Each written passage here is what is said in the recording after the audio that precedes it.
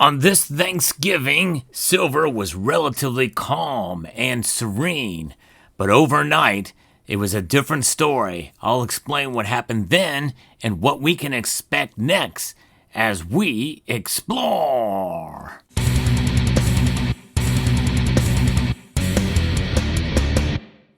That's right, a nice quiet day for silver as the U.S. markets were not open for the Thanksgiving holiday. Happy Thanksgiving to one and all. And I tell you, it has been pretty interesting ride for silver. And it's actually very good news that we're seeing silver pretty much stay where it is. Part of me was expecting that we may see a pullback, some profit taking overnight and into the trading day in other markets. But that has not happened. In fact, silver's price spiked up fairly dramatically, almost reaching $54 an ounce overnight. We'll get into that in a moment. I want to thank Summit Metals, a great place to elevate your wealth for yourself. That's exactly what Summit Metals is all about. They're more than just a bullion dealer, by the way. They have multiple different services, and you can actually contact them and talk to a real person about your precious metals. Experience their great customer service for yourself, whether you're buying or selling, and experience fast shipping as well. So what's going on with silver today on this holiday? Well, silver prices have extended this week's rebound on Thursday, retesting last month's all-time high in dollar terms and nearing the most valuable against gold bullion in almost 18 months, as Thanksgiving 2025 saw Russia's President Putin called the U.S. peace plan for Ukraine a serious proposal. So that is pretty intriguing. And another amazing thing that we're still seeing silver prices stay up and gold prices stay up as well too. Now, the other thing is we're looking at copper as a base metal. Its forecast to show a global deficit of supply versus demand in 2026 edged back from a new four-week highs, while crude oil rose further from Tuesday's 5-week lows. This means that likely there will be efforts to try to mine copper and silver as a byproduct of copper. Well, we could start to see new initiatives to bring more silver into the market. Silver has not massively outperformed gold, but it is stronger gains have gained without the high media profile assigned to perhaps the more glamorous of the two precious metals, according to a piece at Reuters. One of the world's top 750 most visited websites have said. Silver peaked within 10 cents per troy ounce of $54 an ounce, some 50 cents below mid-November's test of October's all-time high, with before fixing at around $53.35 in London's midday action. Right now, silver's price sits at $53.36. Here's what we're looking at. But that's trading that is now closed in London, down only 4 cents from the previous trading day, and it did get up as high as $53.95. That is pretty close to drawing a triple top. We had a double top, and we very well could see that a triple top actually peak out above that $54.50. We're 55 cents shy of that right now as of the recording of this video. So overall, the market's ending fairly quiet in London trading. With gold bullion trading near 41.50, that put the gold to silver ratio now about 78. In fact, specifically, it's the 78.05. So that is 2 ounces lower than the 80, which has been our kind of average here. And I think it's exciting to see that silver really kind of popping out here to show that strength. Pretty amazing indeed. And the silver that you see in front of you here is largely kind of tarnished, in different areas in different ways. This piece I've kind of had on my desk, kind of tarnishing. Silver does not corrode or rust, but it does tarnish. And some of that tarnishing can be attractive, other times not. Like this salivate metal round. It's pretty tarnished here. It almost looks kind of dirty, but it is not. That's just some of the toning on it. And I want you to tell me, should I dip this or try to clean out the tarnishing or bring it back to its original luster? Let me know in the comments section down below. If you were to buy one of these with a dwindling stock of less than 50 over at Summit Metals website, link to that is in the description below, then you will get a shiny new one. It will not be tarnished. It's kind of amazing. These bullion dealers, they store silver so that it doesn't tarnish.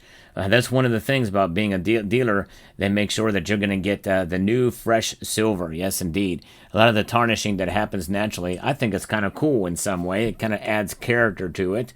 But nonetheless, prior to this spring's spike in safe haven gold, relative value against silver amid the stock market slump following the trade tariff announcements that happened back in April, that ratio would have never traded above 100 outside of World War II and the global economic recession of 1992, and the COVID pandemic, which it got to as high as 126 to 1. But here we are now, according to Adrian Ash. So that's what we're looking at there. And so the fourth quarter is typically peak season for solar installations. And that's according to what Bloomberg is reporting. I'm going to be talking about that in a future video because there's some big things happening with regards to that and what's going on in other markets. That's all I'll say about that. But if we look and see what's going on with geopolitics, the U.S. peace plan in general, we agree that this can be the basis for future agreements, according to what President of Russia, Putin, had told reporters during a press conference in the neighboring nation of Kyrgyzstan. But pushing again to annex areas of Ukraine not yet under Russian control, and speaking at Brussels Securities Depository, Euroclear pushed back against EU plans to confiscate Russian frozen assets to help finance Kyiv's military. Ukrainian forces will have to leave the territories they currently occupy, and then the fighting will stop, Putin went on. If they don't, we will achieve this by military means. So there's still some sticking points here and still remains tense, and we'll see what happens through all of this. But geopolitics and domestic politics, any kind of politics, will play a role in other areas as well in terms of market conditions, perceived market conditions. In other words, how markets react to something more dramatically than it should be. Overreaction or underreaction can play a big role in silver's price.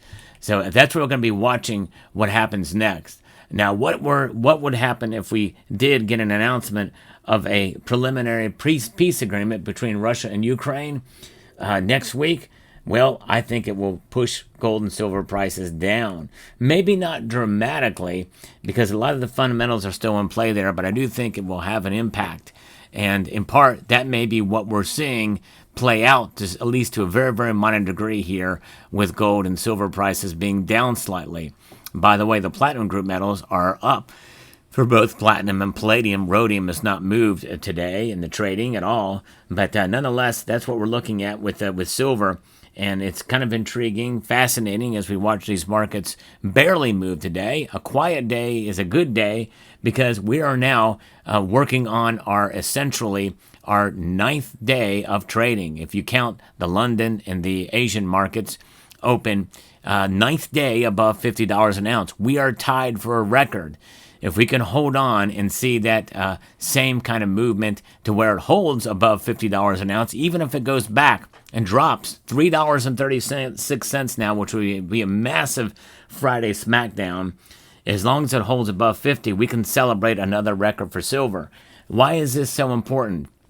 It is important because when you think about $50 silver, that's a very, very strong psychological number that we technically did not reach, according to some analysts, in 2011 and in 1980, although some say it's a futures market where it did spike above that briefly both times, but essentially it was extremely brief. Certainly we didn't have 9-10 days of it, and so if we see the 10th day of silver trading above $50 an ounce, that will be a very good thing. We're going to watch what happens next in terms of the next 24 hours with regards to silver and its price, because I think that $50 is so important, and the more days we see it above $50, the more we are going to witness the potential of a new support for silver being above that $50 an ounce.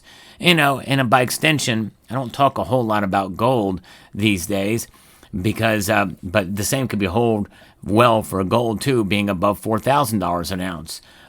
That's pretty significant. But gold has consistently been trading at an all-time high when adjusted for inflation. Silver still has a lot of room to move to where it is trading above inflation highs. Right now, we're above nominal highs for the most part. We're getting very near to it again, but we still have about $20 to go before we see it trade above all-time record highs. $20 is not a lot, but then again, it wasn't too terribly long ago when silver was only $20 an ounce. So keep that in perspective, and especially when we see gold moving, trading in one day with prices that could be well above the actual spot price of silver, it kind of puts things in perspective here. So that has frustrated some silver stackers, but I say hold on, hold true to silver, hang in there. Silver's going to have its day, and really it is having its day. It's doing quite well. And through it all, no matter what, have a core silver stack that you hold on to tight. You hold on to tight with a clenched fist, folks. That is having diamond fists for your silver. Yes, indeed. So there you have it. Let me know what your thoughts are about the silver market today. A quiet day to celebrate. I'm thankful for silver, and I'm thankful for you as a viewing audience. With that being said, I'd like to extend a multitude of gratitude to each and every one of you for taking the time to watch, and to encourage you to please rate, share, comment, and subscribe.